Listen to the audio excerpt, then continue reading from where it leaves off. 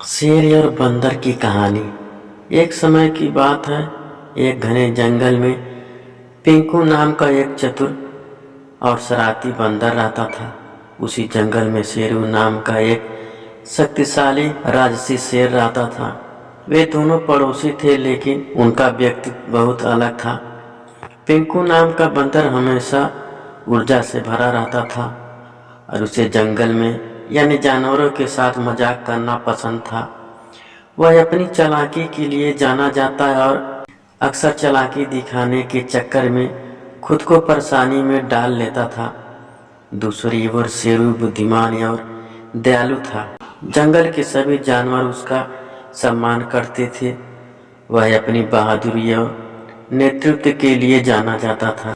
एक दिन पिंकू ने शेरू के साथ एक मजाक करने का फैसला किया।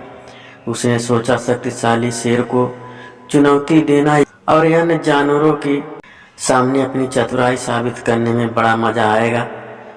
वह एक ऊंचे पेड़ की चोटी पर चढ़ गया और चिल्लाया, हे शेरू, मैं तुम्हें ताकत और चपलता की प्रतियोगिता के लिए चुनौती देता हूँ। देखते हैं जंगल की दूसरी ओर नदी तक कौन पहले पहुँच सकता है। शेरू बुद्धिमान होने के नाते जानता था कि पिंकू बंदर बहुत करने वाला है।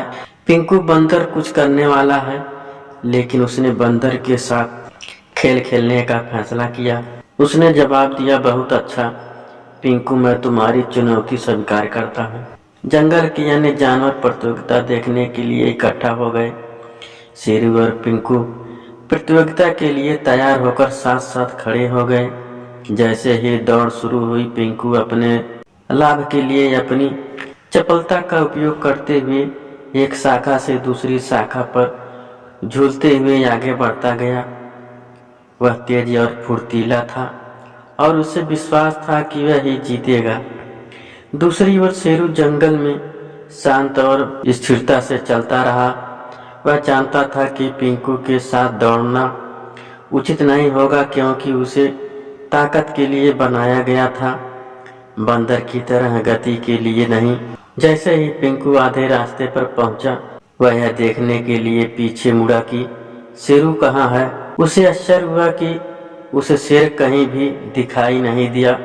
पिंकू बंदर यह सोचकर खुद पर हंसा कि उसने शेर को मात दे दिया।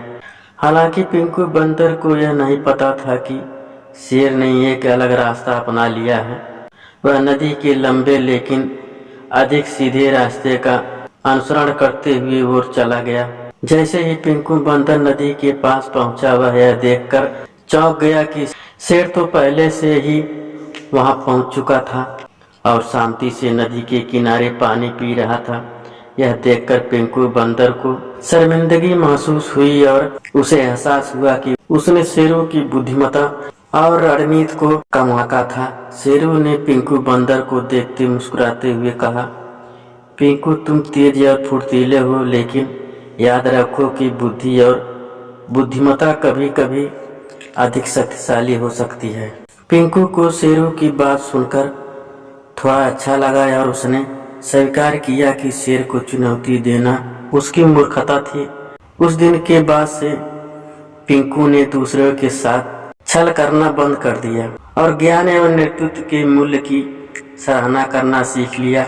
पिंकू बंदर और शेरू शेर ने एक साथ समय बिताया और पिंकू ने शेरू के मार्गदर्शन से कई मूल्यवान सबक सीखे। दोनों ने साथ मिलकर जंगल में शांति और सद्भाव सुनिश्चित किया।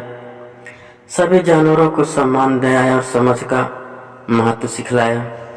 इस प्रकार चतुर बंदर और बुद्धिमान शेर जंगल में मित्रता और सहयोग की विरासत छोड़कर हमेशा के लिए खुशी से रहने लगे।